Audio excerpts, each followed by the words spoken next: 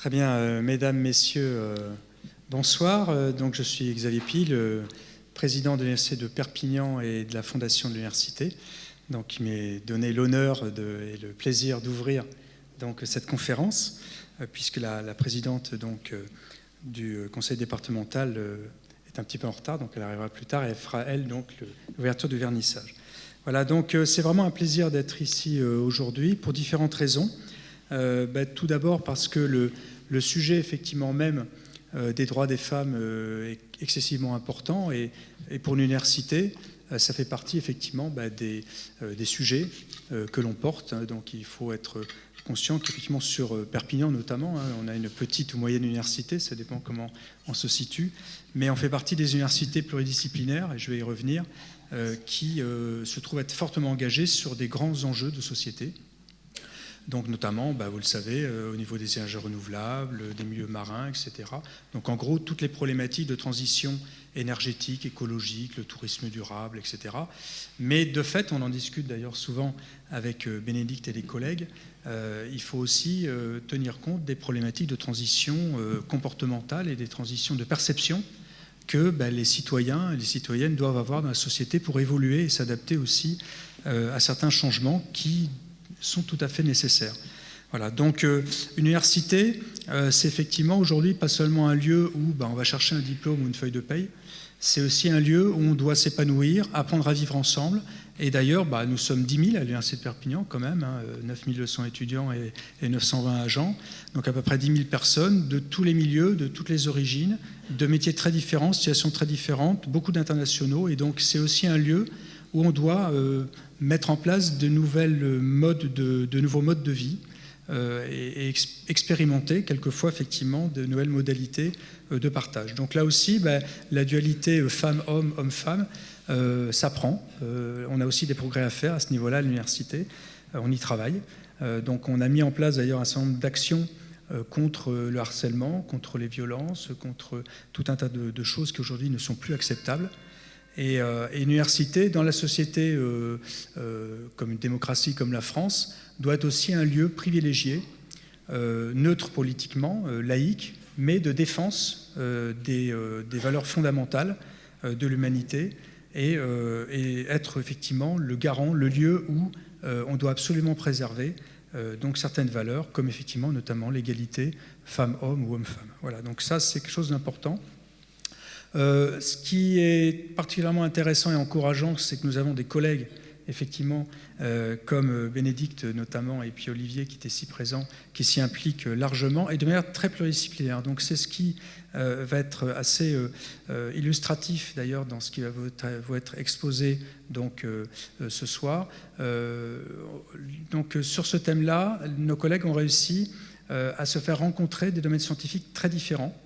Le domaine de la littérature et de l'écopoétique et des domaines de la génomique, donc la biologie des plantes, qui a priori sont très éloignés, mais en fait au sein même de la forêt de la Massane, qui est donc un pôle de biodiversité exceptionnel en région Occitanie, au milieu de toute cette richesse naturelle, ils ont su se faire rencontrer ces deux sciences et partager ensemble des choses très fortes et qui permettent justement de rapprocher l'humain sur des choses très fondamentales. Donc on est dans le domaine de l'écopoétique, de l'éco-critique et des humanités environnementales. Et on travaille beaucoup avec Bénédicte, que je veux saluer aujourd'hui ce soir, parce qu'effectivement, moi qui suis dans le domaine du solaire, tous les jours, je dis à mes étudiants, on a beau concevoir de nouveaux procédés solaires notamment, ces technologies-là n'arrivent pas à s'implanter dans la société parce qu'il faut d'abord une transition de perception des individus dans la société de manière générale. Et donc, nos collègues du CRESEM, qui est un des laboratoires qui a œuvré donc pour ce soir, pour cette conférence et cette exposition, travaillent beaucoup dans ce sens. Et la France, d'ailleurs, a un peu de retard au niveau mondial là-dessus. Alors, donc, je voulais balayer un petit peu tout ça avec vous, témoigner effectivement de cette émergence de cette thématique des humanités environnementales sur Perpignan, et on en est vraiment très heureux. Qui va bien au-delà, puisque notamment, je crois que ça va être évoqué, on travaille avec des collègues, notamment du Canada, sur ces choses-là. Et nos collègues ont organisé un très gros congrès international au mois de juin dernier sur Perpignan. Donc, vous voyez que Perpignan devient aussi une place forte de cette thématique. Voilà, donc je veux remercier le département pour organiser cette semaine, parce qu'effectivement c'est un engagement très fort de notre département et notre présidente qui nous rejoindra tout à l'heure, et remercier nos collègues, notamment Olivier Panot qui est dans la salle ici présent, et puis Bénédicte et toutes les équipes autour d'elle pour donc ce travail qu'ils ont réalisé, qu'ils vont nous présenter aujourd'hui. Et merci à vous toutes et à vous tous d'être présents ce soir et de venir profiter effectivement de tous ces travaux-là. Merci à vous.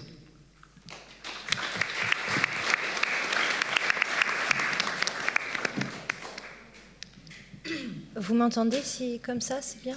Oui.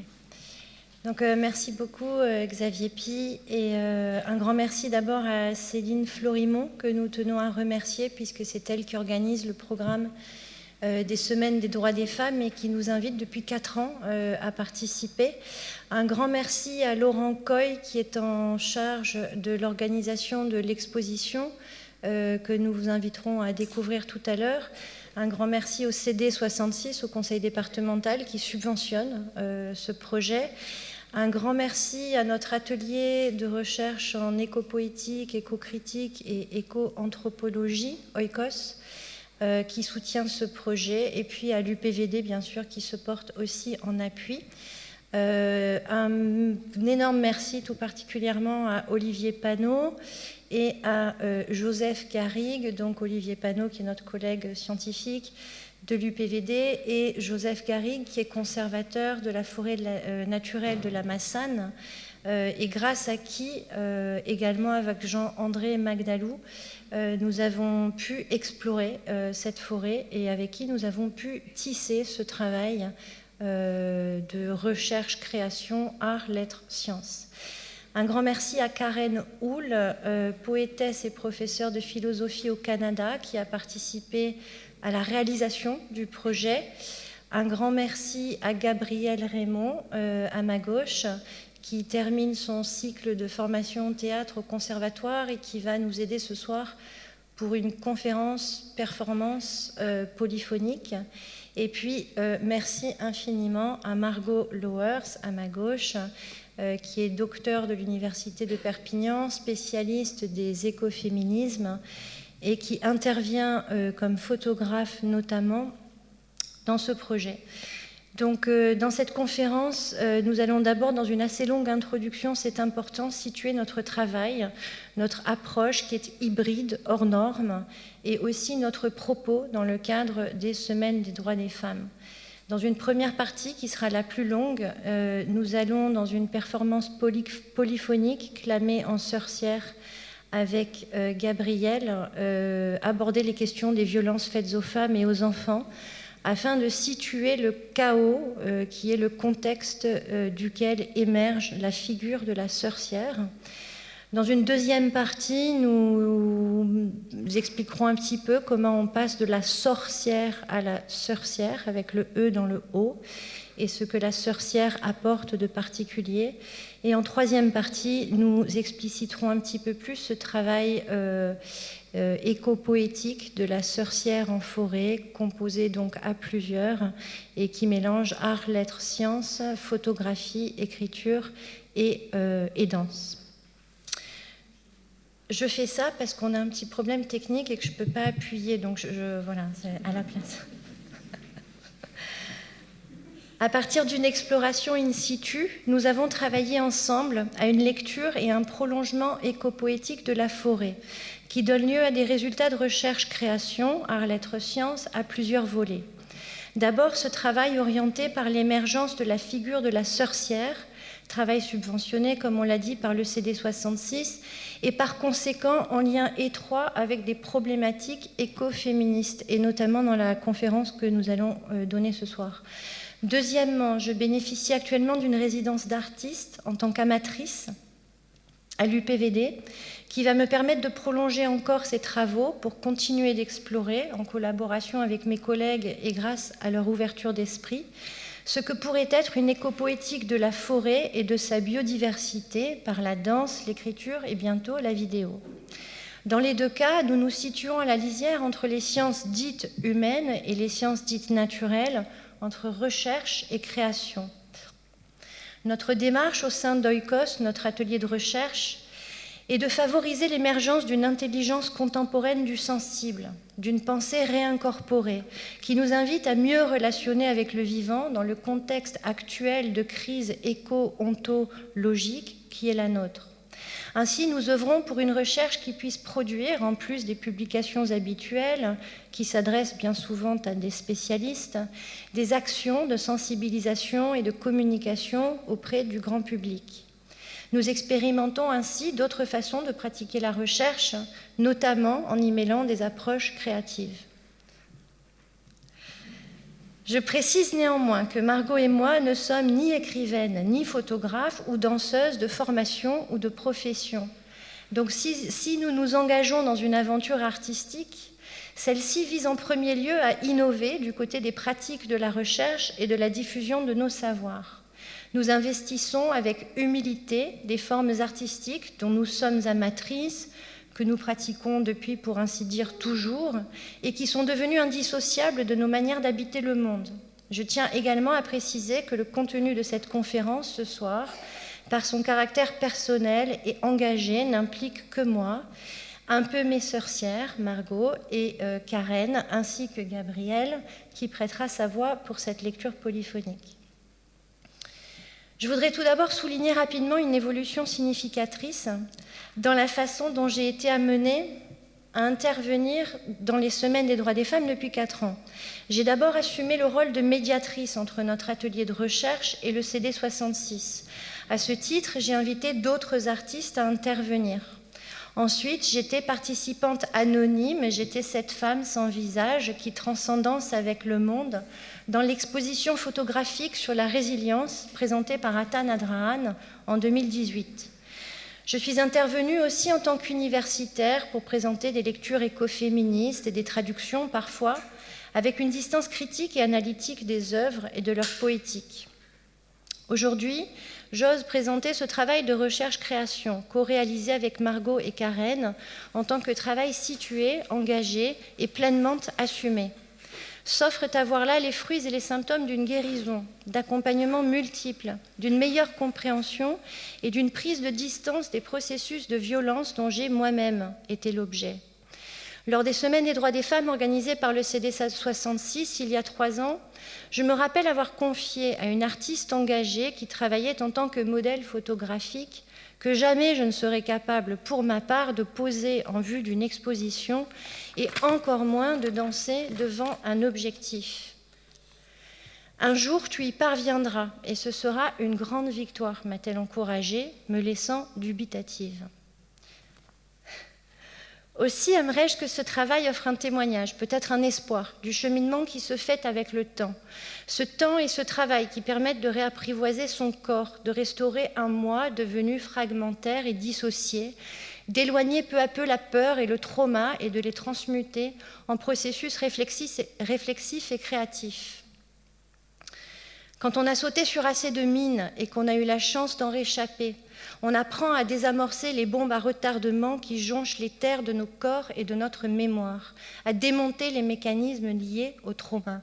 On comprend que le temps est venu pour que la honte change enfin de camp, pour œuvrer à un travail de libération, pour que les discours et les systèmes de pouvoir qui permettent les violences faites aux femmes et aux enfants soient détricotés, que les idéologies et les mythes liées aux femmes soient réinventées par et pour les femmes, afin qu'elles ne soient plus en position de se faire minoriser, invisibiliser, réifier, brutaliser. Enfin, avec le temps, il arrive de découvrir que nous détenons le pouvoir de faire repousser les membres de soi dont on nous avait amputés. Que comme dans la forêt, au-delà de la mort d'une partie de soi, il existe des alliances pour faire renaître la vie de la mort.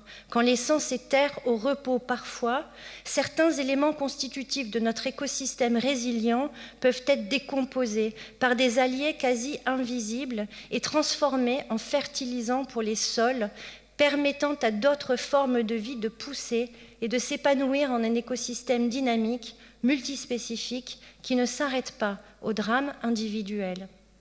Par honnêteté envers les femmes qui ont connu les violences, à celles qui sont ici ce soir, aux hommes aussi qui eux aussi ont connu l'inceste et les agressions sexuelles sous la domination de figures d'autorité, car cela n'arrive pas uniquement aux filles, et à tous ceux et celles qui sont engagés à leur côté dans le cadre des droits des femmes et des enfants.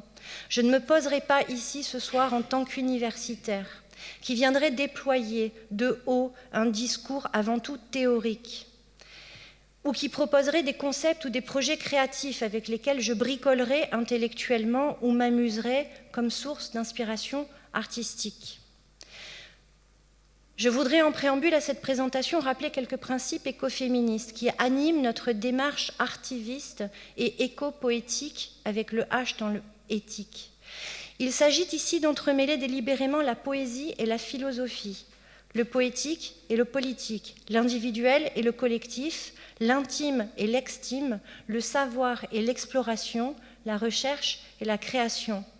Pour moi, pour Margot, comme nous le déroulerons, l'écopoétique des sorcières est une forme d'art-thérapie qui s'allie aux puissances de la terre et des femmes et qui porte un combat politique. Notre travail est fondé sur des relations de confiance, d'écoute, de sororité et de connivence qui activent la résilience et les processus créatifs. Ce soir, et dans le cadre des droits des femmes, depuis 4 ans, je propose des interventions en tant qu'universitaire, certes, mais comme la plupart des chercheuses, comme j'aime à le dire, je n'ai pas choisi mes objets d'études sans y avoir été conduite par un parcours personnel, par les histoires qui m'habitent et, si elles m'ont longtemps hantée, qui m'animent aujourd'hui. Aussi dois-je demander à mes collègues et à mes étudiantes de bien vouloir nous accorder ce large pas de côté par rapport à nos pratiques universitaires conventionnelles, censées viser l'objectivité, le détachement scientifique ou philosophique. Car il ne peut aucunement s'agir ici de proposer une analyse purement neutre de la question des violences faites aux femmes et de leurs droits qui serait menée d'un point de vue extérieur. Par conséquent, la conférence écrite pour l'occasion épouse une forme d'écriture créative à mi-chemin entre ce que l'on appelle en anglais le creative writing et le narrative scholarship. Plus reconnues dans les pays anglo-saxons qu'en France, ces pratiques universitaires, comme vous le verrez, hybrident délibérément le récit créatif d'un vécu personnel avec le discours académique et la démarche scientifique. Je pourrais claquer des doigts, ce serait mieux. Ma découverte de l'écopoétique, tout d'abord, champ de recherche qui s'intéresse au lien entre la littérature, les arts et une poétique de la terre, c'est à ma passion pour l'œuvre de la romancière, poétesse et essayiste états-unienne Barbara Kingsolver que je la dois. La porte d'entrée dans ce domaine m'a été poussée dans les années 90 par l'écoféminisme, mouvance politique et de pensée plurielle et protéiforme vers laquelle l'écriture de Kingsolver m'entraîna. La résonance dans ses œuvres entre les violences faites aux femmes, aux enfants, aux formes du vivant autres qu'humaines, la dite nature, aux peuples colonisés, trouvait écho en mon vécu. Comme toute chercheuse, je n'avais pas choisi mes objets de recherche par hasard, mais parce qu'ils faisaient musique avec les cordes sensibles qui vibraient en moi. D'abord, l'écoféminisme formulait des savoirs que j'avais appris au contact de la terre, lors de mes nombreuses années dans le scoutisme, où je découvris le goût de la liberté, la jubilation d'être à l'écoute et au contact permanent de la nature, la joie sauvage de former une communauté de filles ou de jeunes femmes toutes différentes, où ensemble, danser, chanter, jouer, inventer, veiller le feu à l'écoute de son crépitement et de ceux de la nuit, à construire et tisser en se sentant affranchis des dictates et des pulsions scopiques masculins alors que nous entrions dans la puberté. En outre, la plume de Kingsolver réveillait les couleurs et les mots qui avaient irrigué ma pas si tendre enfance dans les paysages mythiques de l'Arizona. Je découvrais alors une mine d'or dont l'exploration allait être le point de départ de ma carrière en tant qu'enseignante-chercheuse, tout en ouvrant des voies jusque-là impénétrables pour comprendre et échapper à l'enfermement dans une toile patriarcale dont il y avait urgence à me démêler. Vint l'œuvre de Julia Kristeva, dont la sémiotique partait du corps, qui entr'ouvrait les phrasés d'une langue vive, dont la sève et les rythmes montaient d'une kora autre que celle des pères. D'où pour moi montait le chant de la terre-mère. J'y reconnaissais mes propres grammaires débridées et poétiques que je gestarticulais en danse ou en mots selon. Par les voies ouvertes par Kingsolvers et ses consoeurs, je découvrais en même temps une pensée littéraire et philosophique, des viols de la terre et des phénomènes de résilience, à la fois écosystémiques et individuels. Il existait des mots tels que reclaim, re-empowerment, entonnés tels des incantations, faisant advenir voix et puissances féminines, éco-vocalisant celles de la terre. De mes lectures s'élevaient des voix de femmes s'érigeant contre l'assujettissement simultané de la nature et du féminin à une volonté de domination et d'exploitation patriarcale. Ce fut une épiphanie. Rescapée de l'inceste aux mains d'un grand frère de 9 ans, mon aîné, et aussi d'un grand-père qui avait été choisi pour être mon parrain. Il m'aura fallu presque 40 ans pour trouver les mots pour le dire. Le courage aussi, et surtout pour m'en extirper et tracer d'autres lignes de fuite et de force. Si j'ai su m'arracher à cette histoire que d'autres que moi avaient écrite, à devenir enfin l'autrice de ma vie et prendre en main de bénédicter ma propre constitution, c'est en grande partie, outre les psychologues, les thérapeutes et les psychiatres, les policiers qui m'ont accompagnée depuis mes 20 ans, grâce à la danse, à la littérature, aux études et à l'écriture, qui ont été pour moi des formes de thérapie puissantes pour activer ma résilience. Cette notion de résilience vient d'abord des sciences physiques. Elle renvoie à la capacité du métal à résister aux pressions de son milieu. En écologie, elle désigne la capacité d'un écosystème à restaurer un état d'équilibre suite à un bouleversement, une catastrophe naturelle, une surexploitation industrielle, une contamination toxique de ses eaux, de ses sols, etc. C'est d'abord la psychologue états-unienne Amy Werner, tu peux revenir, c'était celle d'avant, s'il te plaît, décédée en 2017, qui a puisé dans ce concept pour étudier la psychologie humaine. C'est elle. Elle a travaillé auprès d'enfants à Hawaï qui vivaient des événements traumatiques, certains ayant réussi néanmoins à grandir de façon structurée et équilibrée, à mener des vies heureuses en dépit de conditions adverses extrêmes. Puis ce terme a été popularisé en France, comme vous le savez sans doute, par le très médiatisé Boris Cyrulnik. Pour lui, il existe une résistance intrapsychique, celle d'une personne capable de restaurer un équilibre malgré un traumatisme, un effondrement. Mais il existe aussi une résilience interpersonnelle, relationnelle, la capacité à nouer des liens et tisser des affects positifs avec d'autres personnes et avec son environnement, ce qui m'intéresse particulièrement ici. On peut faire un parallèle avec les apports de la Gestalt thérapie qui étudie l'évolution d'un individu au contact de son environnement et notamment avec l'écopsychologie qui précise cette pensée d'un environnement notamment en tant que milieu naturel. Quand on aborde la résilience, la question du temps reste essentielle. La résilience à l'échelle d'un écosystème tel qu'une montagne, celle des rivages de la Tête après le passage de la tempête curieusement nommée Gloria, ou des forêts de l'Australie, ou d'un organisme tel qu'un individu humain, une femme, cette résilience ne s'inscrit pas dans le même temps. Il existe donc différentes échelles de temps et des étapes aussi pour la restauration d'un équilibre qui varie selon que la résilience est accompagnée ou qu'elle est entravée. Pour les femmes et les enfants, et les hommes, il s'agit entre autres de parvenir à faire cesser et se soustraire aux violences, pour dire, dénoncer ces violences infligées, et puis, au-delà, comment apprendre à faire mieux que survivre, comment retrouver un équilibre permettant de nouvelles espérances, de nouvelles alliances, de nouvelles croissances. Je voudrais d'abord situer ici l'apparition de la figure de la sorcière dans ma vie, il y a quelques années. À l'origine, ce mot nous a été offert à Margot et à moi par Atta Nadrahan, philosophe, poétesse, photographe et un peu chamane, même si elle grimacerait à m'entendre utiliser ce mot pour parler d'elle. La puissante figure de la sorcière, telle qu'elle m'accompagne aujourd'hui, et si elle demeure fondamentalement insaisissable, et c'est là sa force, est née aussi pour moi d'une rencontre avec Margot et d'autres sorcières. Il y a eu cette reconnaissance au fond de leurs yeux, de l'inénarrable, l'abîme de l'indicible. J'ai reconnu en elles, en leur posture, leur corps, leur façon de s'adresser aux autres, y compris aux non-humains, ces natures écorchées vives. La douleur d'être emmurée dans un vécu interdit et aliénant, ces endroits d'elles abîmés.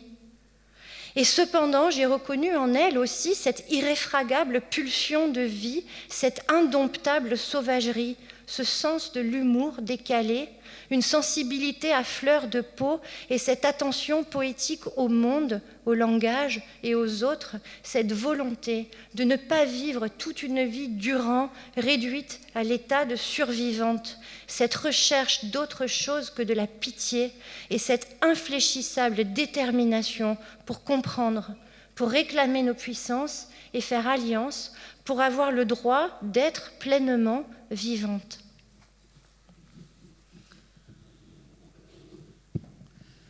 Bonjour à toutes et à tous et merci d'être là.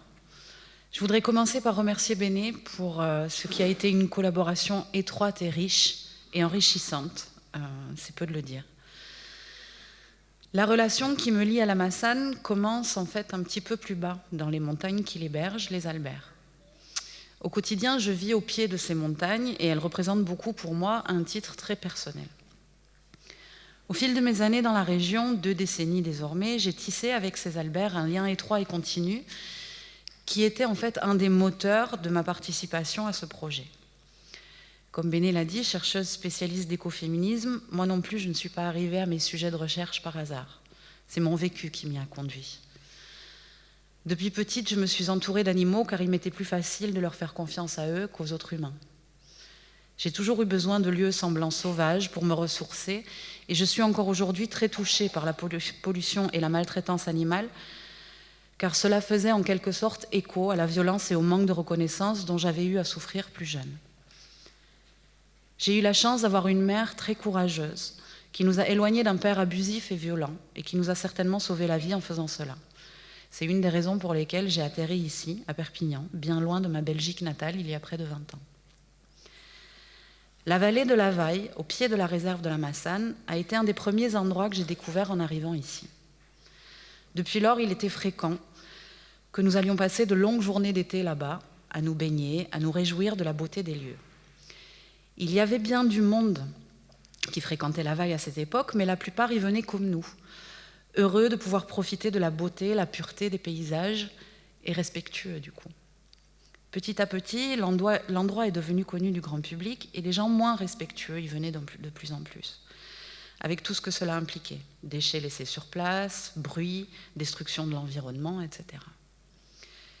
J'ai du coup, petit à petit, commencé à y aller moins, surtout en été, car le plaisir n'y était plus.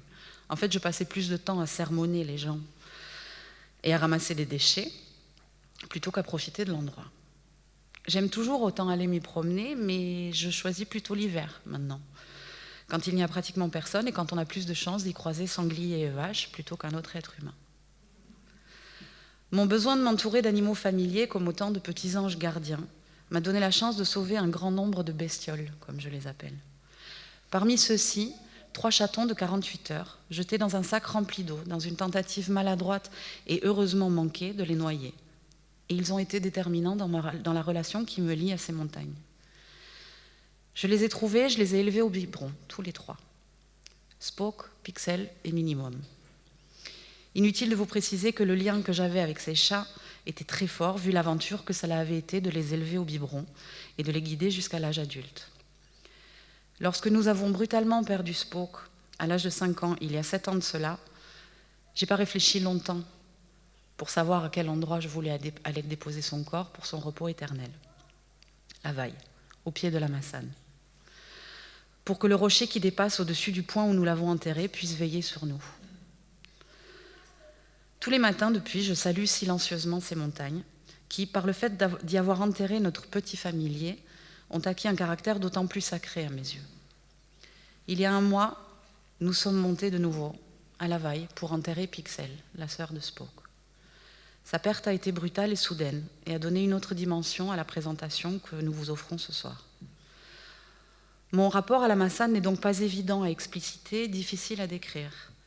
Peut-être que vous le comprendrez un peu mieux si je vous explique qu'à l'annonce de la défaillance rénale qui a tué Pixel il y a un mois, mon premier réflexe, le tout premier, a été de monter dans les Alberts pour me recueillir et demander du temps, afin de pouvoir lui dire au revoir et de lui donner la possibilité de partir de chez elle, plutôt que depuis une clinique stérile et impersonnelle. Lavaille et la réserve de la Massane, et je clôturerai là-dessus, sont devenus avec le temps des lieux dans lesquels je puise force et résilience. Résilience pour accepter la perte d'être aimé et pour accepter ce passé qui m'a si longtemps hanté avant que je ne puisse en faire une force de vie et de combat. La magie que je trouve dans ces lieux est celle des sorcières.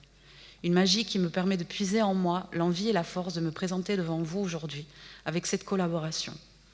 Une magie de la ressource, car impossible de séjourner dans des lieux d'une telle beauté sans avoir envie de se battre contre les injustices que notre monde abrite encore. Celles faites aux victimes de violences, qu'elles soient femmes ou hommes, celles faites aux animaux et à cette nature qui nous maintient en vie et à qui nous le rendons de façon si injuste et égoïste. La présente collaboration et le retour que nous avons eu sur notre travail jusqu'à présent m'ont permis de comprendre qu'en fait je n'étais pas seule dans mon histoire et que j'étais loin d'être seule dans le ressenti que ces lieux naturels m'inspirent. Donc, nous allons passer à la première partie, donc comme je l'ai dit, qui situe le contexte chaotique et sociétal dont émerge la figure de la sorcière. Et nous voudrions commencer par un nécessaire rappel. T'es bien là ? On entend le micro ? C'est bon ? Par un nécessaire rappel des faits et des chiffres en matière de pédocriminalité et de violences sexuelles, dont on parle certes de plus en plus, mais pas encore assez, et notamment en ce qui concerne la question de l'inceste, ultime tabou dans nos sociétés.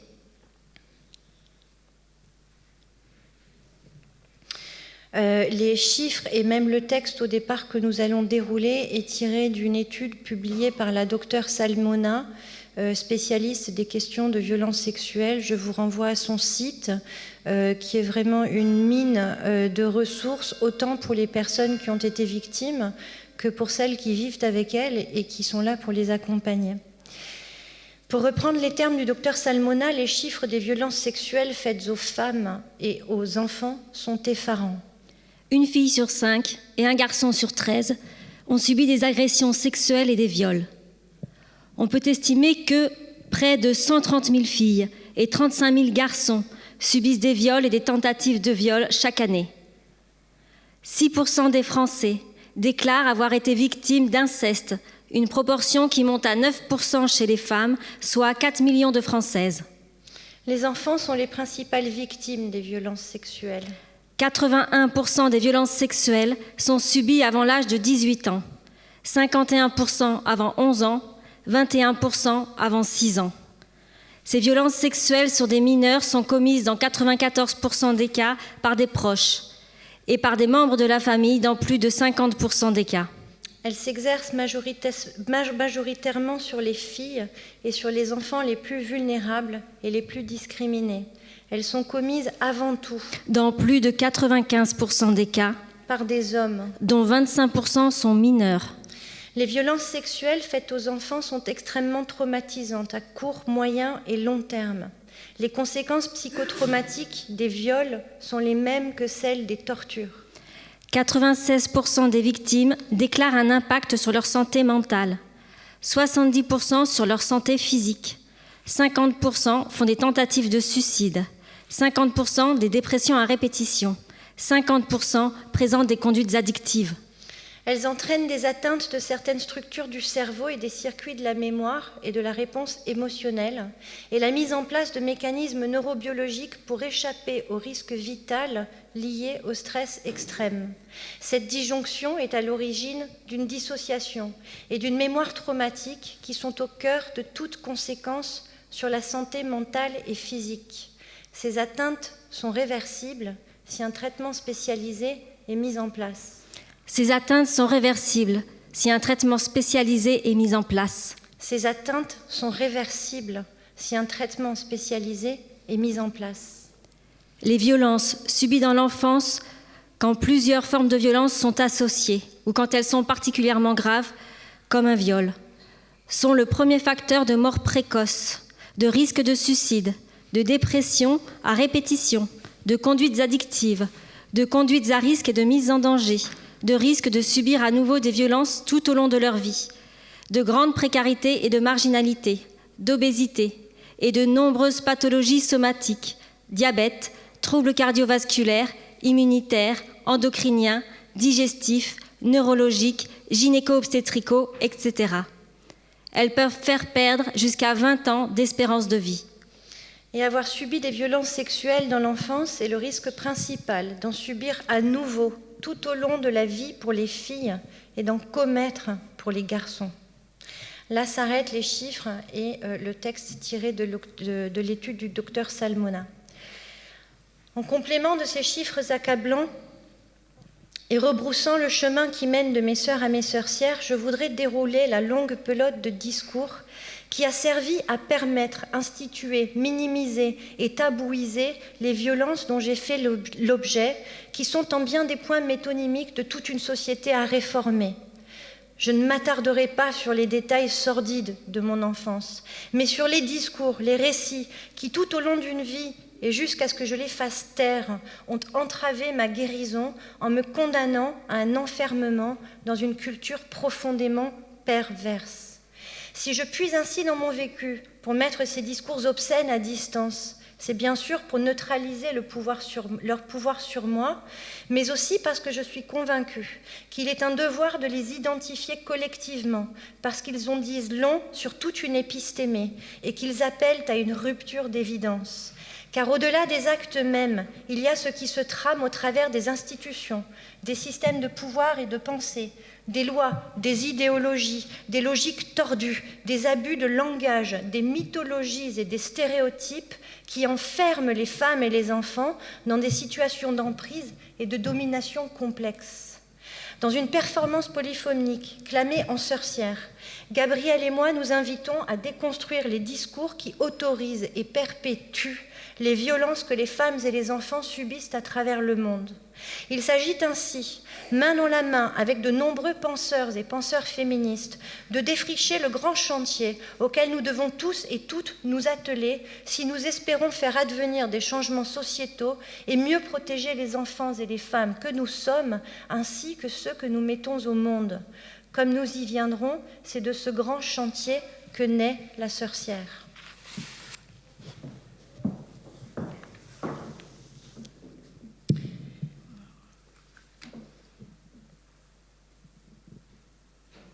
Les violences faites aux femmes et aux enfants, c'est aussi celle de la banalisation. Parler de toucheur ou de main baladeuse, comme s'il s'agissait d'une petite promenade agréable, de mains qui d'elles-mêmes sortiraient prendre un plaisant bol d'air frais. Les violences faites aux femmes et aux enfants, c'est utiliser des euphémismes tels que « il a eu des gestes déplacés », des tournures minimisantes comme « c'était des stupidités de vieux monsieur », ou bien des conneries d'adolescents.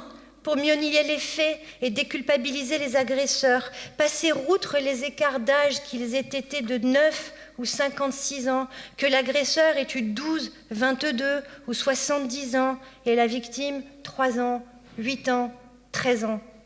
C'est se réfugier derrière une époque et ses mœurs pour justifier d'avoir laissé faire le père. J'aurais sans doute dû me montrer plus radicale, mais ce n'était pas la tendance de la société à l'époque. Alors on comprend que certaines balancent volontiers leur porc. Ce qui, soit dit en passant, n'est pas très aimable envers nos cousines les bêtes, les cochons, pourtant elles aussi victimes de tant d'atrocités dans nos folles sociétés. Mais revenons-en à nos moutons. Les violences faites aux femmes et aux enfants, c'est entrer en complicité avec le discours des agresseurs, en renvoyant à des gestes de tendresse, des chatouilles, des jeux d'enfants. Les violences faites aux femmes et aux enfants, c'est naturalisé pour mieux maquiller la culture du viol, établie par les aînés et les figures d'autorité. Le père. Ça s'est fait naturellement quand vous étiez enfant. le frère qui dans sa folie disait avoir été une mère pour l'enfant qu'il violentait. Oui, nos sentiments ont été ambigus. Comment aurait-il pu en être autrement, vu le cordon ombilical qui nous reliait et l'admiration que nous nous portions mutuellement? Les violences faites aux femmes et aux enfants, c'est aussi la manipulation rhétorique, user de logique débilitante et semer le chaos qui aliène et rend les choses impensables. Le frère. Je t'ai rongé le cerveau parce que j'étais à la fois ta mère et ton abuseur. C'est se poser en protecteur, voire en sauveur, face à la vulnérabilité que l'on exploite. C'est mettre en place des scénarios de dépendance affective pour que nous devions éternelle reconnaissance à ceux-là même qui nous ont agressés. Le frère. Grâce à moi, tu n'as pas souffert de troubles de l'attachement, enfant. Et grâce à moi, tu ne souffres pas dans ta vie d'adulte de attachment disorder. Les violences faites aux femmes et aux enfants, c'est parler de pédophilie, induisant à penser là qu'on désigne des personnes qui aiment les enfants, comme on est cinéphile, quand on aime le cinéma. Il y a là une grave méprise que ce terme perpétue.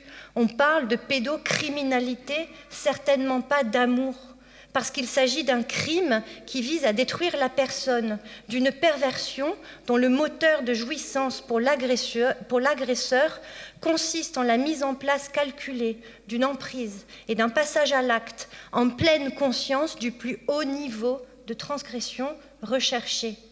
Car si, chère Adèle Haenel, ces gens-là sont bien des monstres.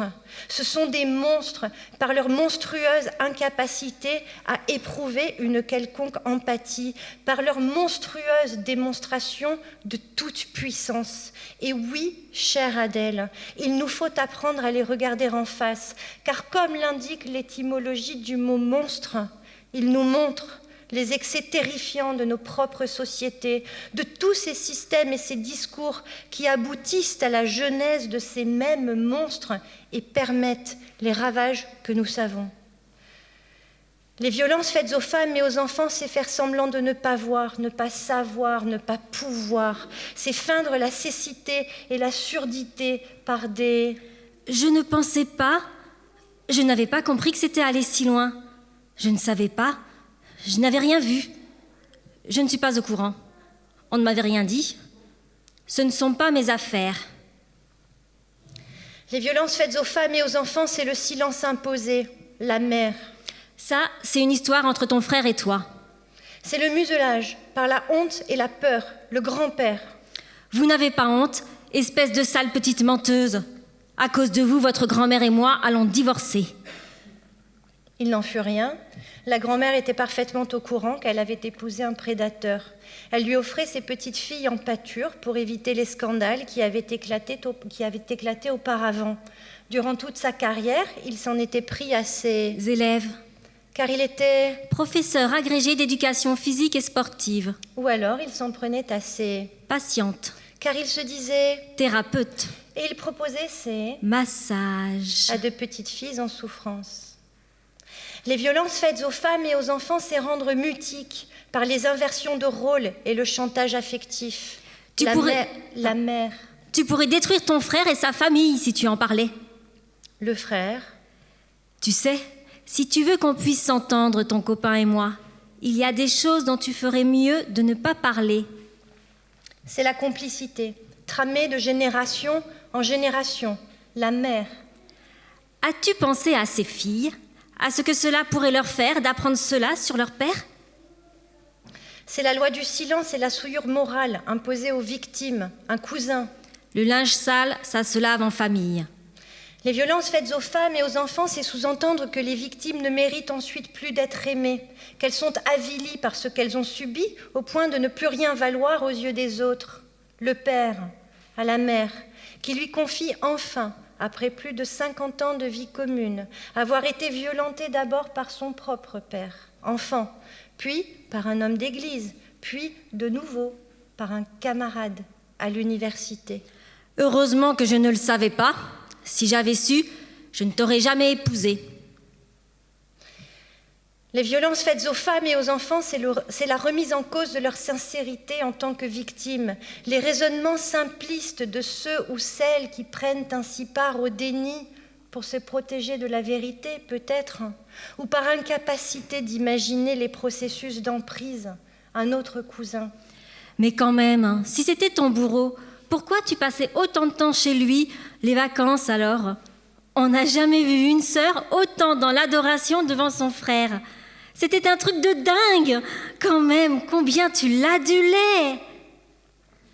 C'est les accuser d'avoir été participantes, d'avoir pris un plaisir coupable dans ces violences sexuelles. Un médecin qui m'accompagnait dans ma préparation à mon premier accouchement. Eh bien, il faut grandir un peu. Tu culpabilises d'y avoir pris du plaisir, c'est ça? Mais c'est naturel. Les violences faites aux femmes et aux enfants, c'est inverser les rôles et les responsabilités. Le frère.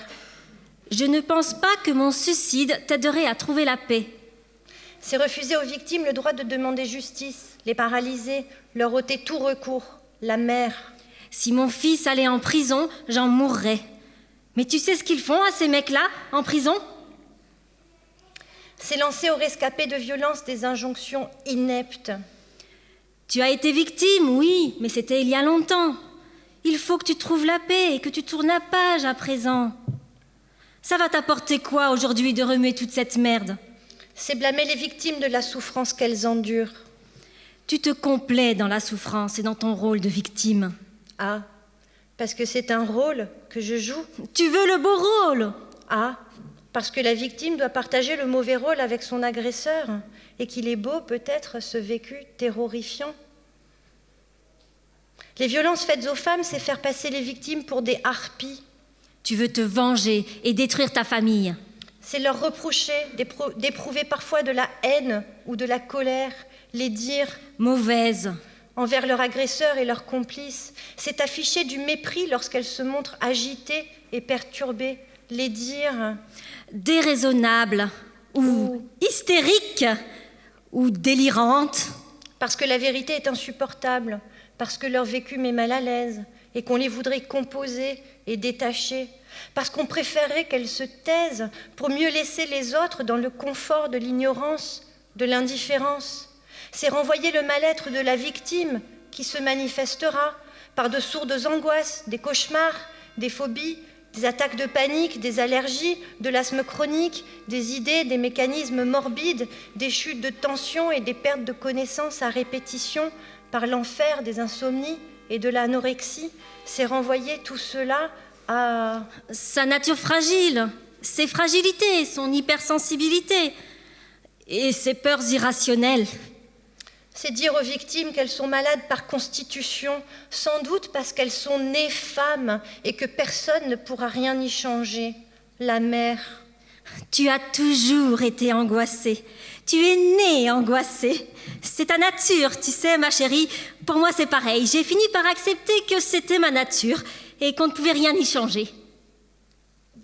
Les violences faites aux femmes et aux enfants, ce sont les mères et les épouses qui refusent de lire les aveux de leur mari, que ce soit dans des courriers personnels ou dans sa déposition auprès de la brigade des mineurs.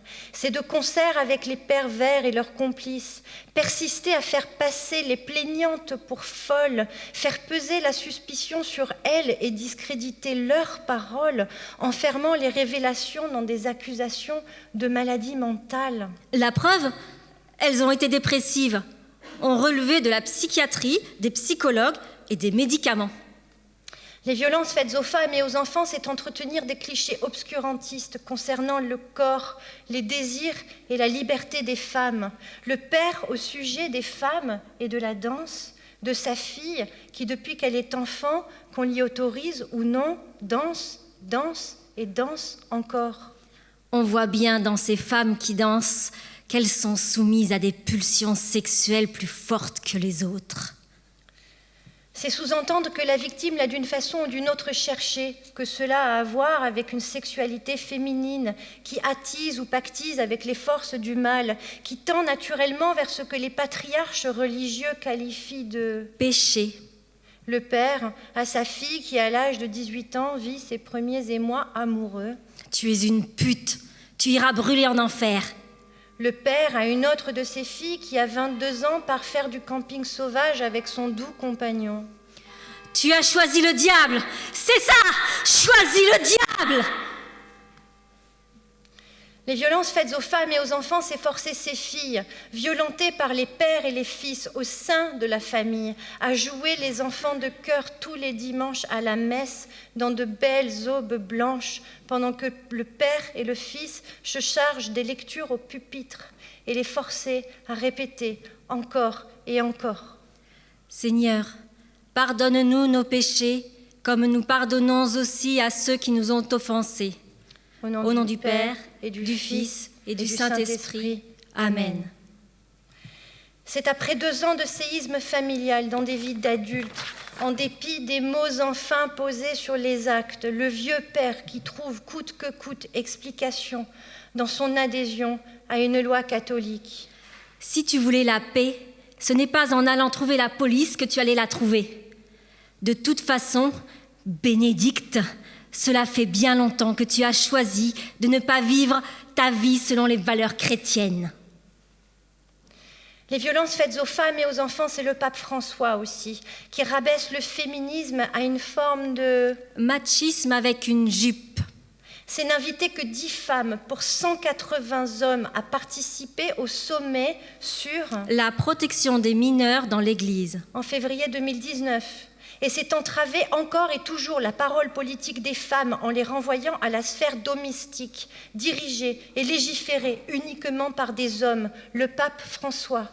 La femme est l'image de l'Église qui est femme, épouse, mère. C'est laisser entendre que si l'on peut à la limite compatir un peu avec les blessures et la souffrance imposées aux femmes, leur temps de parole et leur pouvoir d'influence seront néanmoins limités à 1/18 de ce que se réservent les patriarches et auxquels les femmes devront toujours acquiescer. Les violences faites aux femmes et aux enfants, c'est la déresponsabilisation habile des pères de l'Église, le pape. La personne consacrée, choisi par Dieu pour guider les âmes vers le salut, se laisse asservir, devenant ainsi un instrument de Satan. C'est par un tour de passe-passe rhétorique, substituer aux mains des hommes les griffes du diable, le pape François. Dans les abus, nous voyons que la main du mal n'épargne même pas l'innocence des enfants. C'est ainsi confondre les esprits et empêcher que nous remettions en cause les institutions qui abritent les prédateurs dans nos sociétés terriblement humaines, trop humaines. Le pape, encore. Humblement et courageusement, nous devons reconnaître que nous sommes devant le mystère du mal, qui s'acharne contre les plus fragiles parce qu'ils sont image de Jésus. Les violences faites aux femmes et aux enfants, c'est exiger des victimes qu'elles portent leur croix en silence. C'est accorder l'absolution aux coupables par la voie du Saint-Esprit. Et dans un même temps, exiger des victimes qu'elles pardonnent l'impardonnable, sans qu'il n'y ait eu ni reconnaissance réelle des faits, ni demande de pardon, ni justice, ni réparation. C'est ensorceler les victimes de violences et les jeter dans un non-sens déroutant, aux confins de la folie pure. La mère.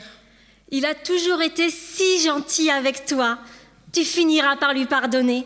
Il t'aimait tant, tu étais sa préférée. Oui, petite et soumise, incapable de réagir ou de les dénoncer, je n'avais même pas les mots pour le dire. Docile et gentille, comme il me l'imposait, j'étais, c'est vrai, leur préférée. Les violences faites aux femmes, c'est l'inégalité de l'accès au savoir et aux soins. Ce sont ces disparités qui font que si les violences dans les actes ne connaissent aucune frontière socio-économique ou culturelle, toutes les femmes ne connaissent pas le luxe de pouvoir étudier à l'université pendant 10 ans, de pouvoir s'emparer de l'histoire des femmes et des multiples outils qui permettent la déconstruction et l'analyse de leur propre histoire. C'est un tissu social fait de nœuds grossiers qui font que toutes les femmes ne disposent pas à un même degré de temps et de moyens pour lire, consulter, se reconstruire. Que toutes ne sont pas armées des mêmes connaissances, des mêmes discours, pour s'ériger contre le silence, réclamer leur dignité et faire la guerre à toutes les formes de violence qu'on leur inflige en tant que femmes, à commencer par ces violences qui prennent la forme de discours d'apparence anodine et de relations de pouvoir instituées depuis des siècles, que toutes les femmes ne peuvent pas suivre des chemins qui mènent à des positions de pouvoir, comme celle de Vanessa Springora ou Adèle Haenel, pour n'en citer que deux, ou même comme celle qui, dans une moindre mesure, m'autorise ici à m'exprimer et à être entendue en tant que docteur et aussi maître de conférence. Les violences faites aux femmes, ce sont ces inégalités qui laissent une jeune fille ou une femme dans l'urgence sans suivi quand elle ne peut débourser les 50 à 65 € par séance chez un psychologue, 200 € au bas mot par mois quand les cabinets des psychiatres débordent et que ceux-ci ne peuvent plus prendre le temps d'offrir un accompagnement véritable et pris en charge par la sécurité sociale. Ce sont les tarifs souvent exorbitants des activités proposées en art-thérapie, de 50 à 100 € la séance, l'inégal accès à la pratique de la danse, de la photographie, du théâtre ou de l'écriture, comme nous en avons ici le privilège, et c'est aussi le manque de temps de certaines femmes dont les métiers physiquement et moralement éreintants s'ajoutent à des surcharges quotidiennes au sein de leur foyer que beaucoup portent seules, ne leur laissant aucune place pour prendre soin d'elles-mêmes et encore moins pour s'adonner à des pratiques créatives. Les violences faites aux femmes et aux enfants, c'est un César de la pédocriminalité, décerné à un homme pour un film au titre provocateur dans sa polysémie. J'accuse. Film nominé 12 fois, soit autant de fois que le réalisateur a été accusé de viol, y compris sur mineurs de 13 ans. À en croire que l'Académie des Césars s'affiche en apôtre d'un maître si puissant qu'il faille, si l'on en croit le discours dominant, lui accorder une double existence. Non pas celle de Dieu, le Père et le Fils, mais celle d'homme et d'artiste. Cette césure obscène, invoquée pour rendre intouchables tous ces attoucheurs, violeurs, tueurs sans scrupules, nous amène à nous demander: et du côté de la victime alors, est-ce l'artiste ou la femme qui a été violée? L'artiste ou la femme qui a été tuée? Comme s'en indignait Virginie Despentes, qu'on aille dire à la femme dont l'existence a été trouée qu'elle doit aller travailler en tant qu'artiste et laisser devant la porte celle en elle qui a été violée. Et je rajouterai qu'on aille chanter Amor Fati, aime ou accepte ton destin, à l'actrice morte sous les coups et à celle qui s'est suicidée à force de ne plus pouvoir les encaisser. Allez donc leur chanter à tue-tête que ce n'est pas elles qu'on a tué, les artistes, mais les femmes qu'elles étaient.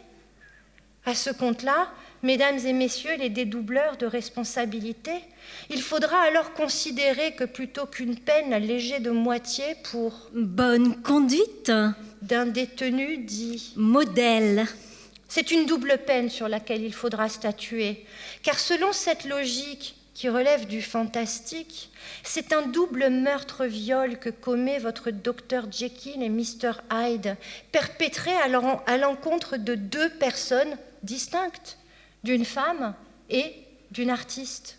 Peut-être faudra-t-il alors que l'accusé ait à en rendre compte par deux fois.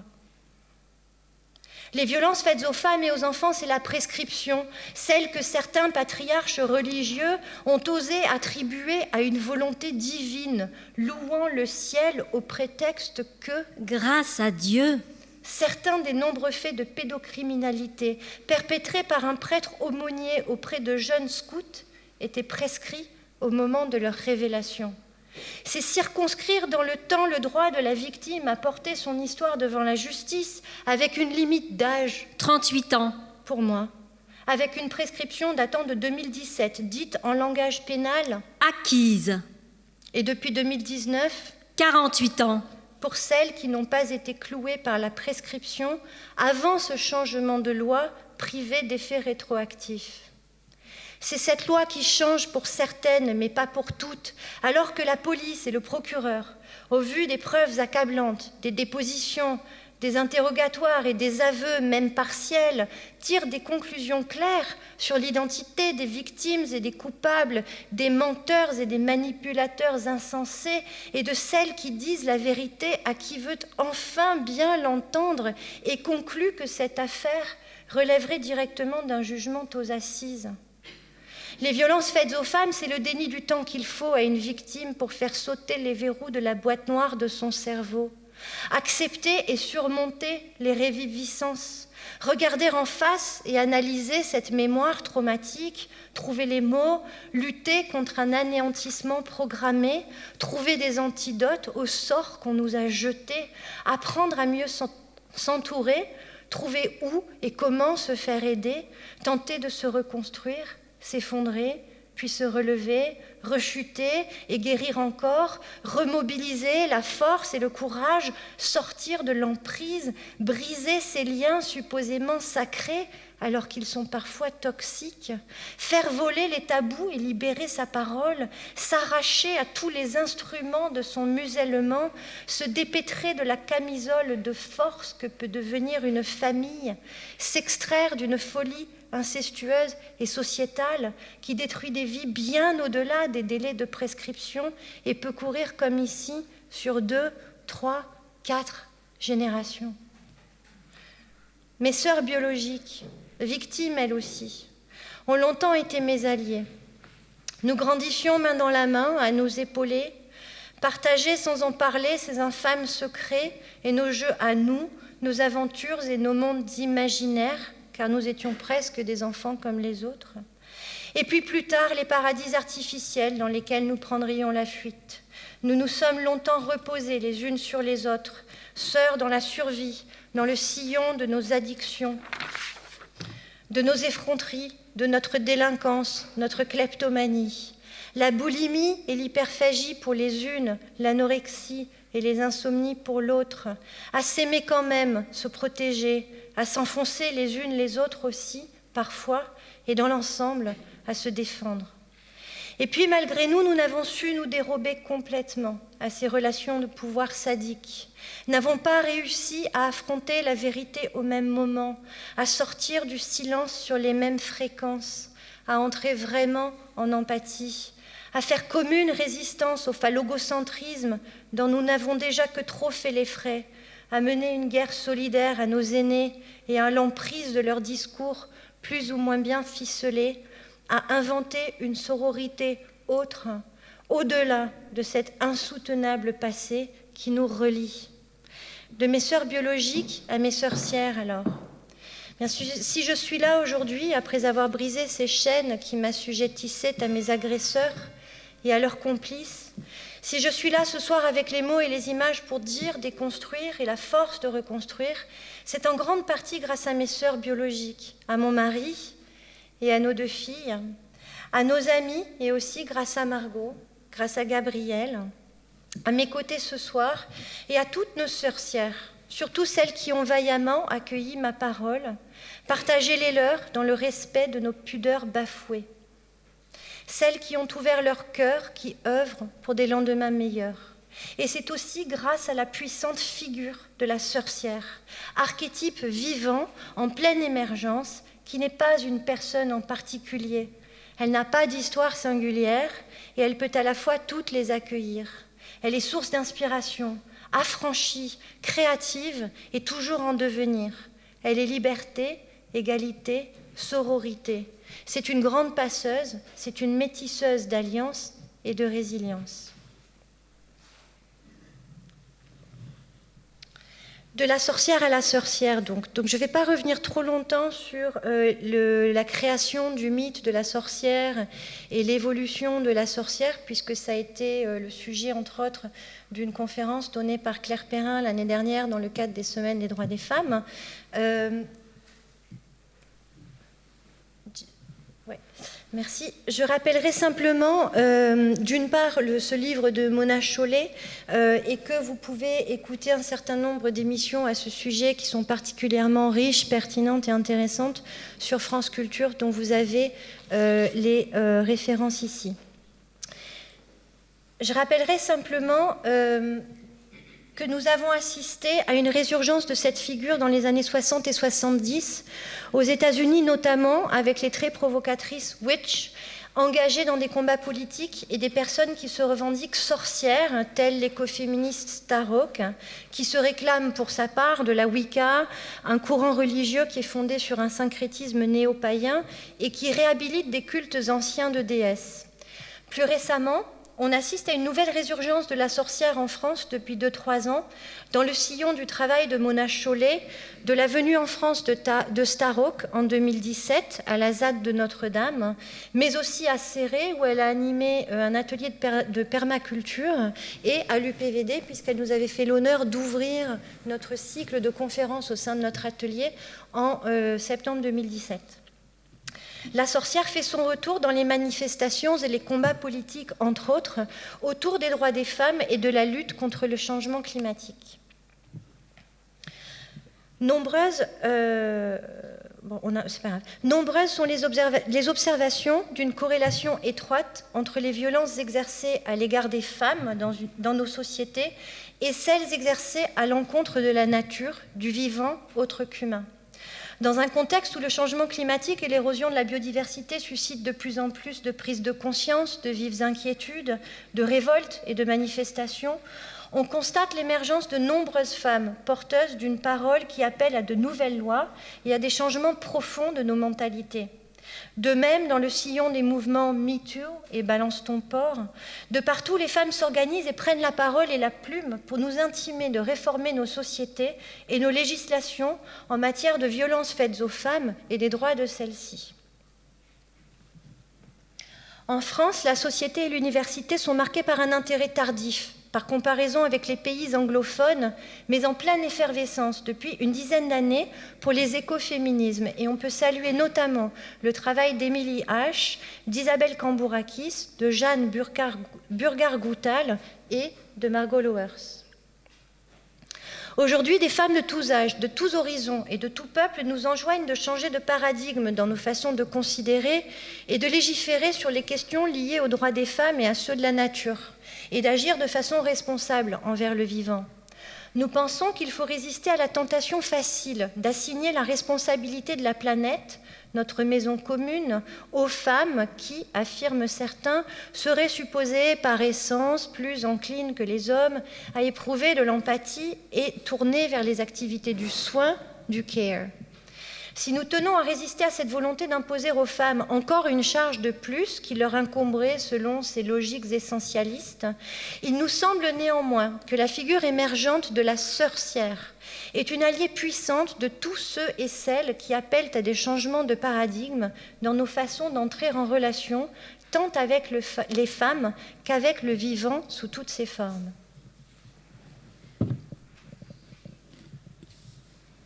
Soin. Soin. Sois un, mais pas un seul. Sois un avec tout ce qui t'entoure. Ce petit hérisson que tu n'as pas connu de son vivant, mais que tu découvres là, en bord de route, mort par voiture. Sois un avec ton regard qui, bien que noyé de tristesse, tente de lui rendre un peu de dignité, car en le fixant ainsi, tu lui reconnais une existence. Tu as été. Sois un avec l'écureuil trouvé encore chaud, le sang coulant de sa bouche là où la voiture l'a percuté lui aussi. Sois un avec les larmes que ça t'arrache et avec la famille qui ne le reverra plus. Tu as été. Ou peut-être qu'il n'y avait pas de famille, que tu seras la seule à le pleurer. Sois un avec ce chêne qui porte le nom de ta grand-mère et que tu salues chaque fois avec le même ton enjoué qui lui était réservé à elle. Tu as été, et par ce chêne, tu es encore d'une certaine façon. Sois un avec tes blessures, tes plaies cicatrisées et celles encore béantes. Sois un avec la rage que son affront a fait naître en toi, car tu étais la victime. Pense tes plaies, et pense les plaies de cette terre qui nous nourrit, nous respire, et que nous remercions de notre affront quotidien, à l'heure même où nous respirons ces lignes.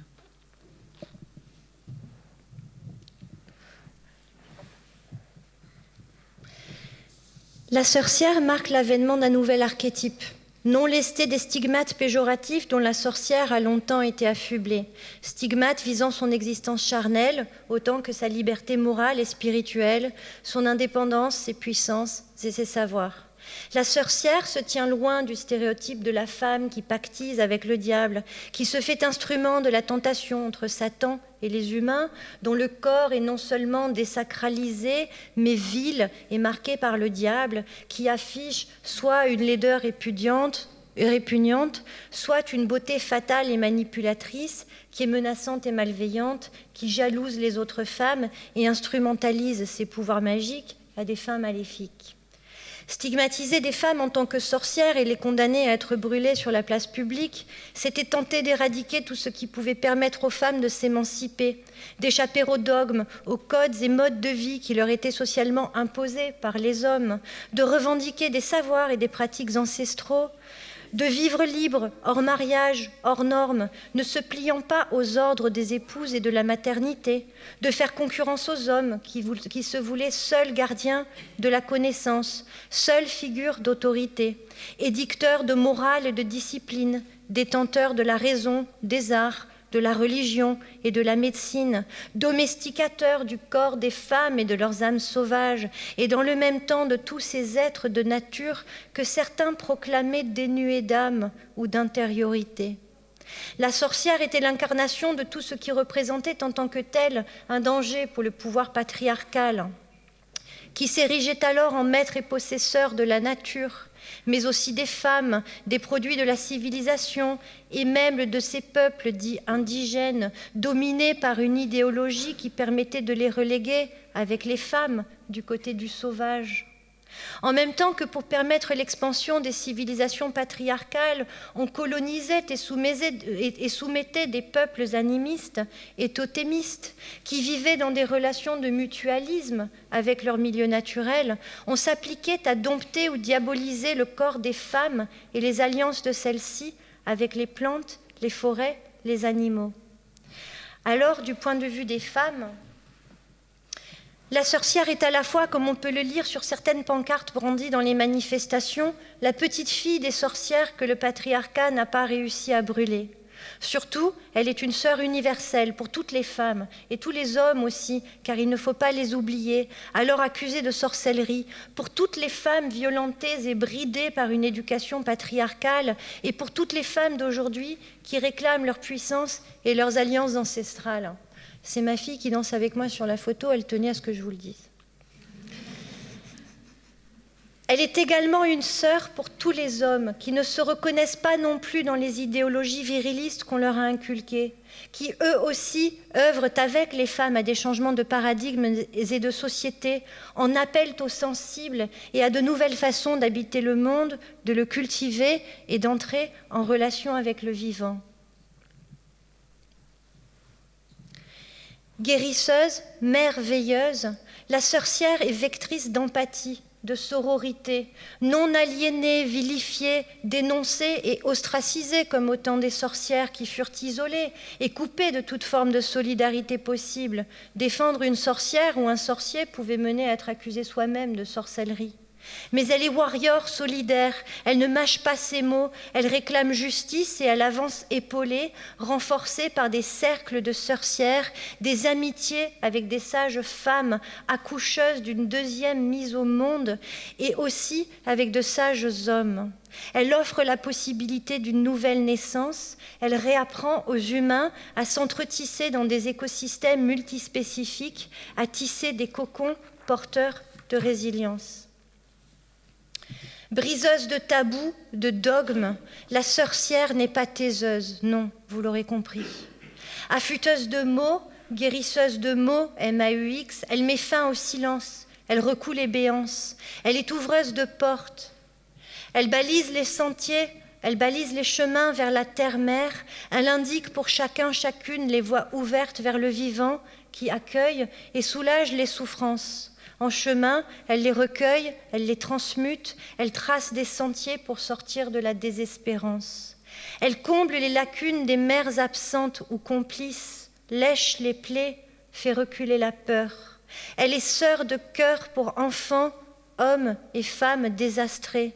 Elle nous incite à devenir autrices de nos vies, à nous réemparer de notre agentivité.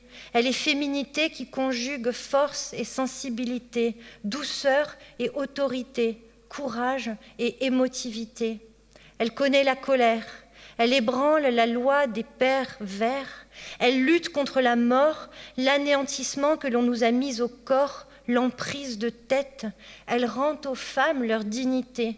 Elle poétise et performe des séances d'exorcisme.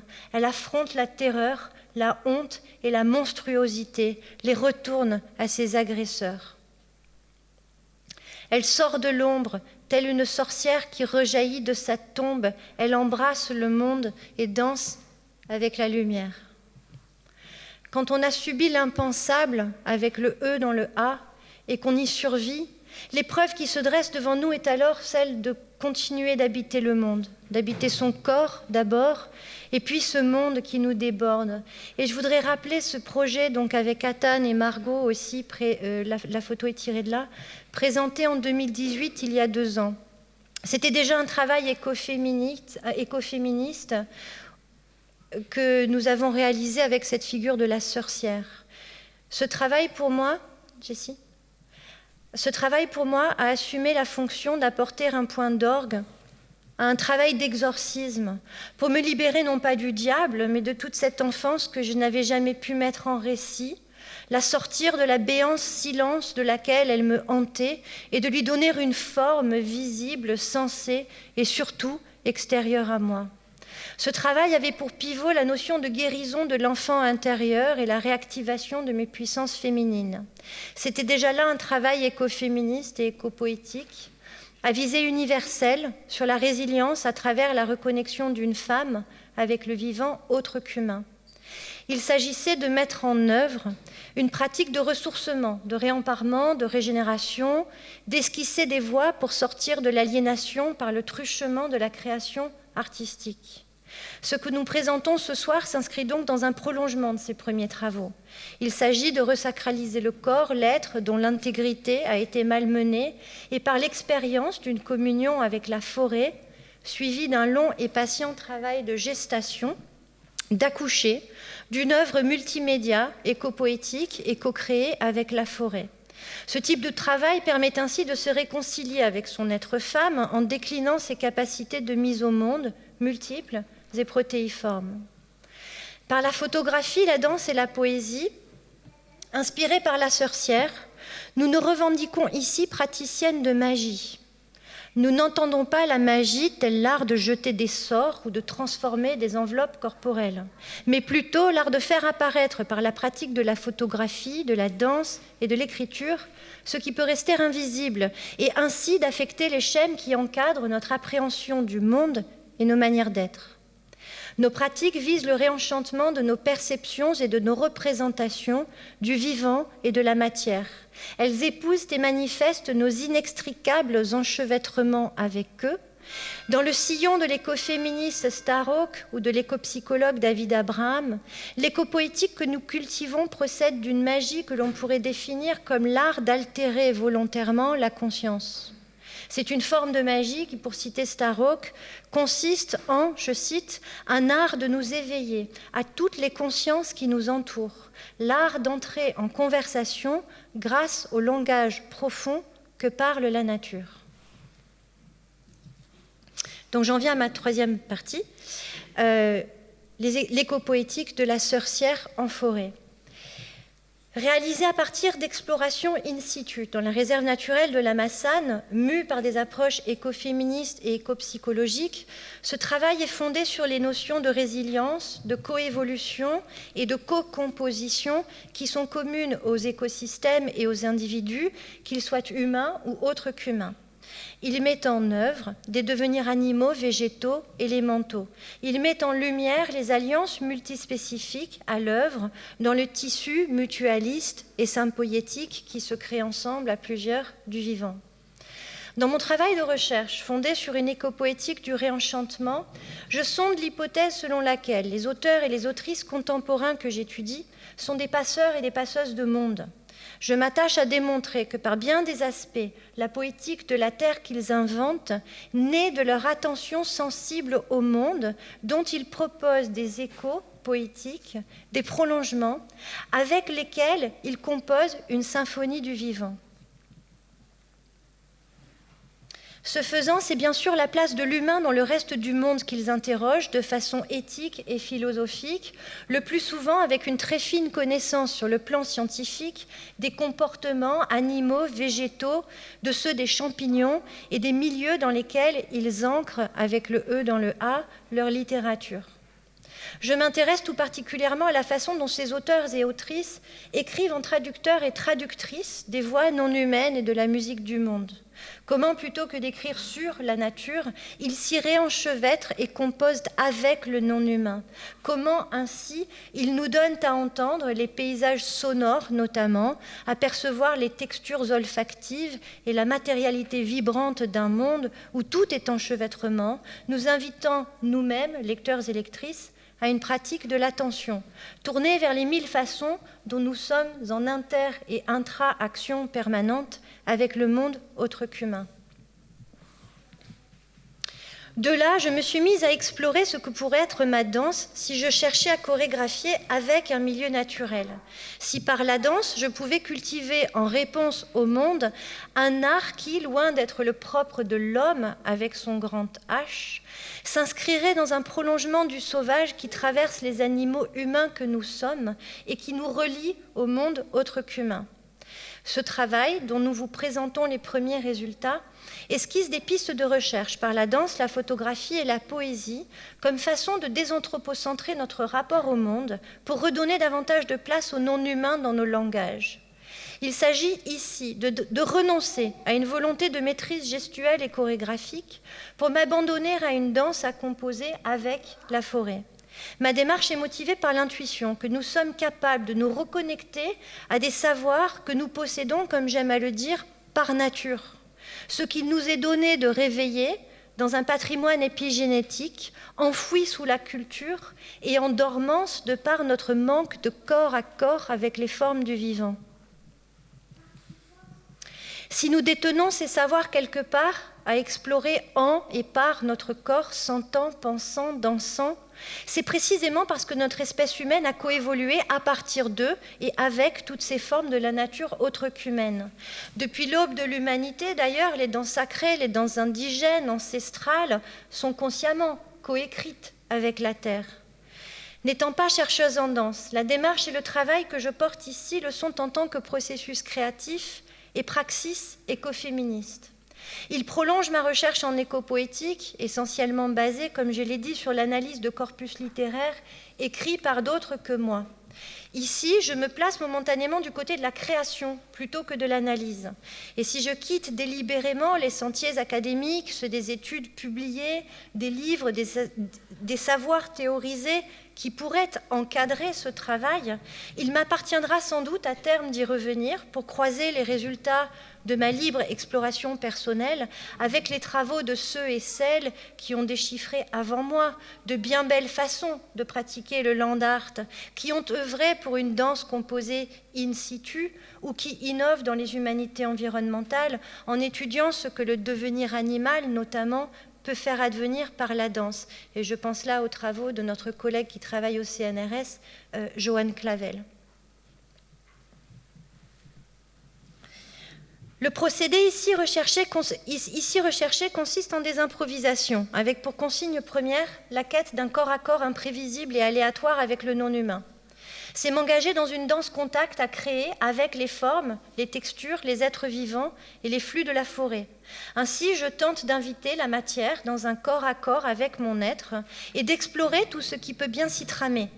Par bien des manières, et bien qu'il me soit totalement impossible de déprogrammer entièrement de la mémoire de mon corps tout le vocabulaire, la structure et les techniques acquises au cours de 30 années d'apprentissage des différents styles de danse, je reviens ici à des manières de danser en réponse à mon environnement tel que je le pratiquais spontanément dès mon plus jeune âge avant d'avoir accès aux écoles et aux enseignements de la discipline.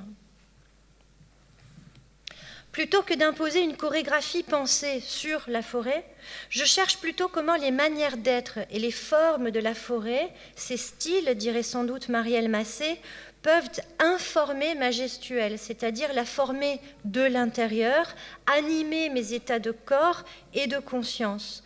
Comment nous pouvons co-composer la chorégraphie au fil de ce qui se présente et de ce qui vient. On pourrait dire que c'est là une pratique magique qui permet de rendre visibles les chorégraphies du vivant et d'y entretisser mes gestes et mes pas. Je travaille aussi à partir de contraintes secondaires. Comment engager un pas de deux avec un chêne, une danse verticale avec la pierre, comment devenir mousse, rivière, racine, faire pousser des branches à partir de mon tronc et m'embrancher dans un arbre mort qui, pourtant, à sa façon, danse.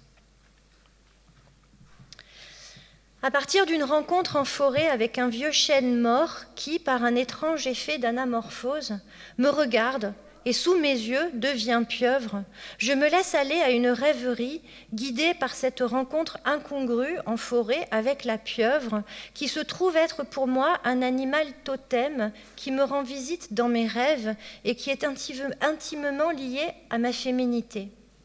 Cette rencontre manifeste bien entendu combien la perception est affaire d'entrelacs entre le sujet percevant et le monde perçu. Et je renvoie bien sûr aux travaux de Maurice Merleau-Ponty et de David Abraham après lui.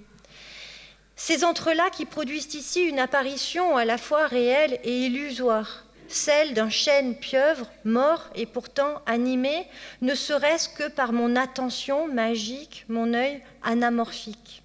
Ce totem hybride que je regarde et qui me regarde en retour m'invite à la méditation, révélant quelque chose à percevoir dans ma façon subjective de projeter sur lui.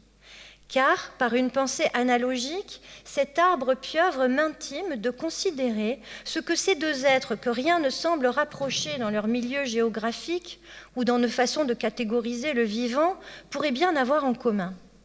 Un trait commun à ces deux formes du vivant réside dans leurs dispositifs de perception qui sont tels que la sentience et l'intelligence de ces êtres ne sont pas centralisés dans un seul organe pensant, tel qu'on se le représente au sujet du cerveau humain. La pieuvre ou l'arbre, on le sait, possède des circuits nerveux et neuronaux qui leur traversent tout le corps et qui président à leur façon d'être au monde.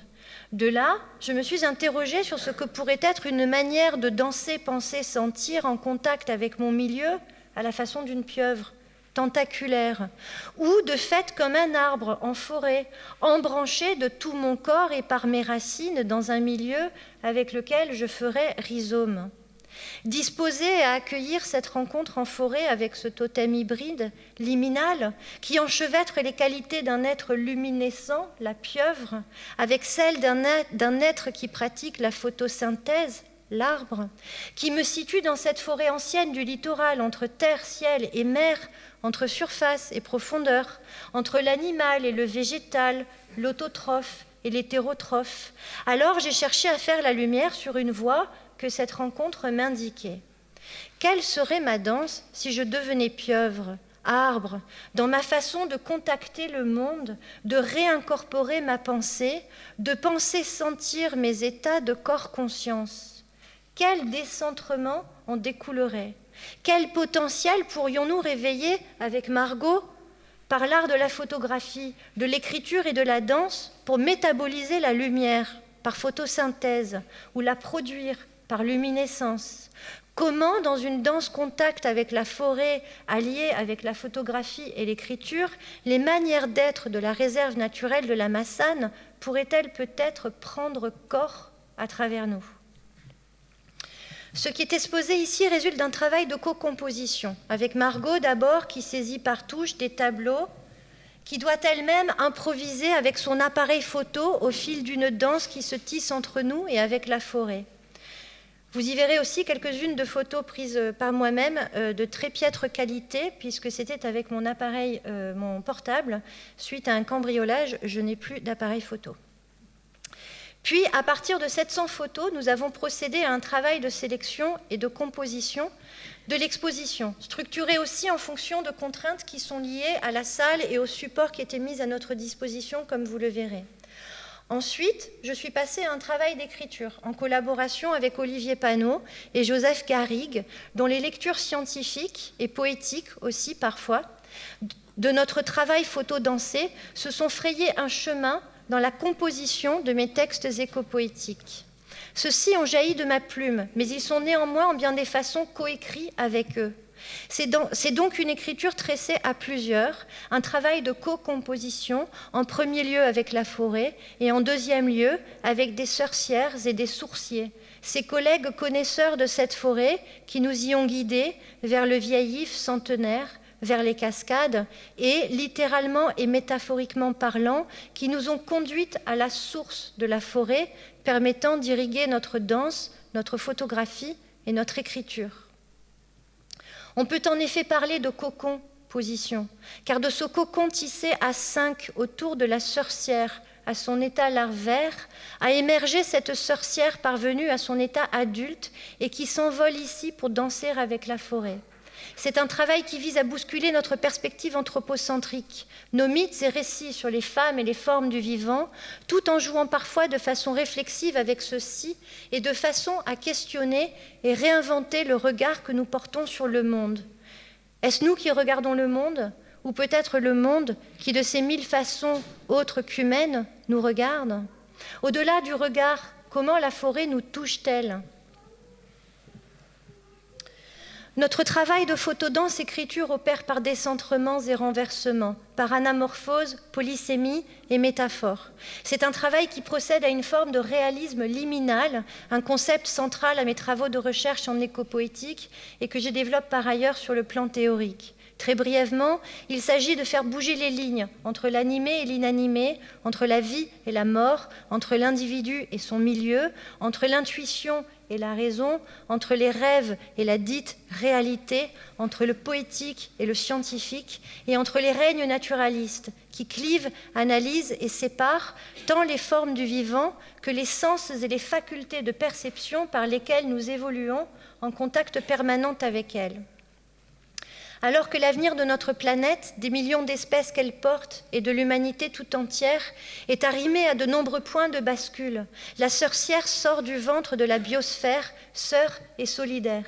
Écoféministe, c'est une alliée de la biodiversité qui vient aider à rénover nos sensibilités et nos imaginaires, à renouer avec les puissances des femmes et de la terre. Notre travail ne met pas en exergue la mégafaune charismatique fréquemment mise au devant de la scène dans les combats écologistes. Il donne plutôt à voir des formes du vivant dans des cohabitations plus discrètes.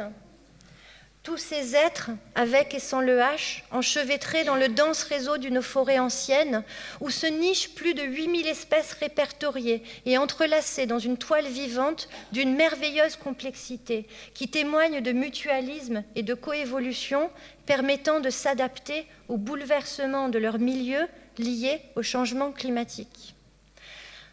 Nous pensons que si la planète est malade, c'est parce que nous autres humains sommes malades, en résultat de schèmes de pensée, d'imaginaire et de sentirs amoindris. Nous inscrivons notre travail de recherche-création dans des démarches qui visent à guérir ce qui relève pour nous du pathologique. Tant les hommes, ou plutôt les modernes, pour la plupart, se sont arrachés à la nature, aux sensibles et aux femmes, entraînant ainsi leur propre aliénation anthropopsène. La sorcière nous invite ici à la métabolisation des puissances de la forêt. Qu'il s'agisse sur le plan physiologique d'incorporer les vitamines, les minéraux et de capter les émissions d'oxygène, la lumière, les phéromones et les impulsions électriques qui circulent dans le dense réseau de ce milieu sylvestre, ou encore sur le plan psychique, intellectuel et esthétique, voire spirituel, de se nourrir de sa beauté, du grouillement de la vie, de la merveilleuse complexité de la forêt. Qu'on l'aborde de façon spiritualiste ou matérialiste, mystique ou scientifique, la forêt demeure enchanteresse. Elle nous inspire et nous élève par sa vitalité, par son art de la symbiose, par les merveilleuses façons coévolutives qu'elle a de tisser des toiles de vie, des enchevêtrements et des intrications, de conscience, de sentience, de signification, de coopération et de résilience. J'en viens à ma conclusion.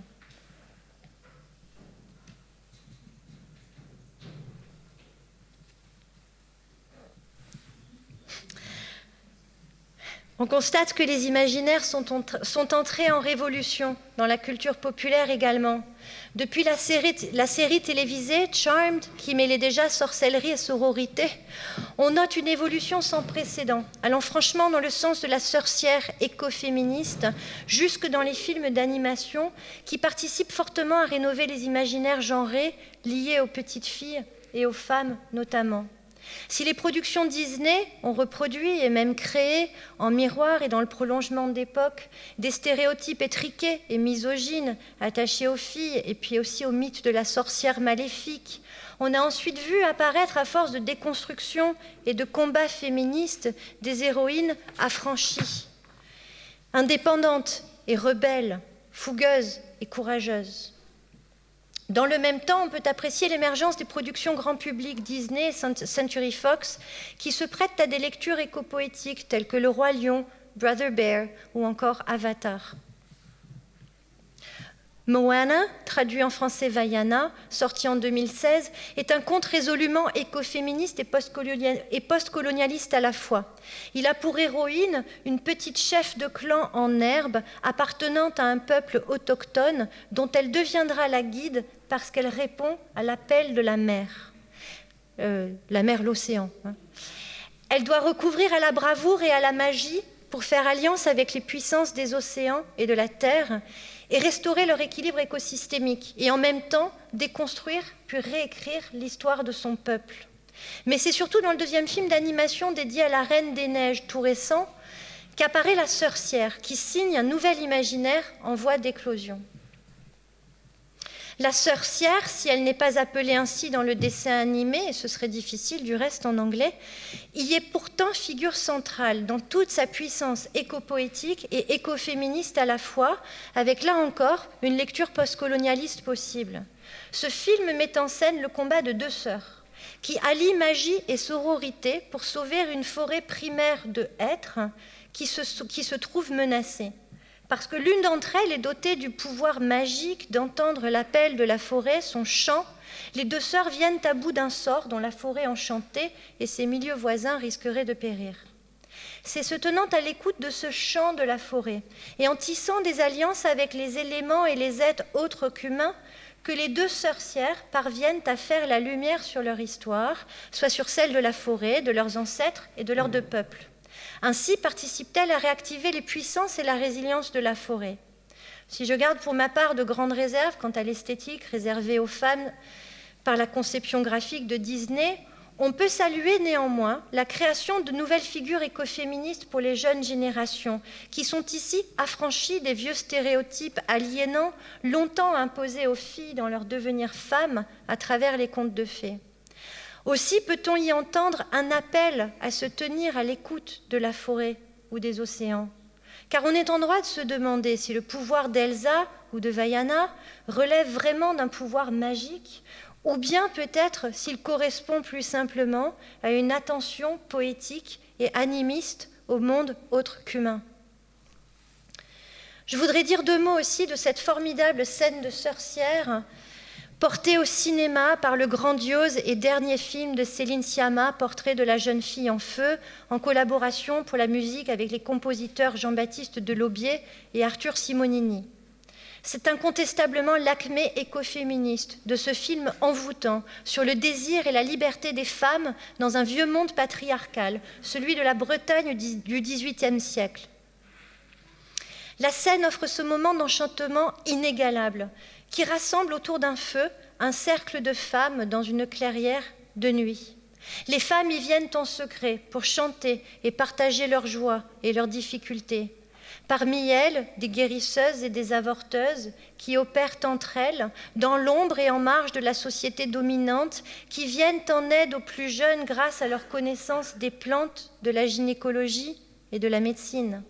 Cette scène sublime se clôt sur un moment enlevé, où autour du feu, toutes ces femmes se mettent à chanter, danser et battre des mains, donnant naissance à un chant polyphonique dont les inflexions, les harmonies et les rythmes leur donnent valeur d'incantation. Par le prisme de ma lecture écoféministe, j'y entends un réensauvagement émanant de la terre, un véritable chant éco-poétique de sorcières entrées en résistance, qui se laissent traverser par le sauvage et co-composent avec les cadences, les phrasés, le souffle et les voix de la terre-mère, annonçant ainsi une saisissante résurgence des puissances écoféministe. Je voulais vous jouer le morceau, mais pour des questions de droit d'auteur, je pense que je n'en ai pas le droit. Je vous invite à le regarder sur YouTube. Il est sur YouTube et vous pouvez écouter ce morceau qui est phénoménal. Enfin, il s'est formé à Caen, récemment, un collectif de femmes engagées dans des happenings pour lutter contre les violences faites aux femmes. Ses membres se sont constitués en décembre 2019 en tant que collectif de sorcières, avec le E dans le haut. Elles organisent des performances et des manifestations dans les rues de la ville pour sensibiliser aux violences faites aux femmes. Et l'on peut espérer qu'elles essaimeront dans bien d'autres villes et d'autres collectifs. Et d'ailleurs, depuis que j'ai commencé à écrire cette communication, le 7 mars dernier, il y a eu un festival sorcière qui s'est tenu à Toulouse, et le 9 mars, hier donc, un rassemblement de sorcières, avec le E dans le haut, organisé par le collectif Oser le féminisme. Aussi, pour conclure, voudrais-je terminer sur cette photo tirée de notre exposition qui met en scène une fourmi ordinaire et dont l'apparition annonce l'existence de toute une fourmilière. Car la fourmi qui émerge de son trou est ici le premier signe d'une colonie besogneuse qui habite dans l'ombre, au creux d'un arbre mort et qui œuvre collectivement à la résilience des sols de la forêt par le compostage du bois que beaucoup pourraient penser inerte.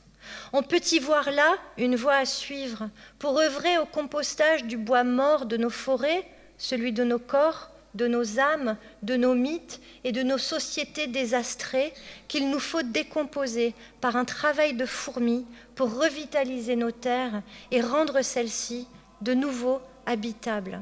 Je vous remercie de votre attention très prolongée. Merci.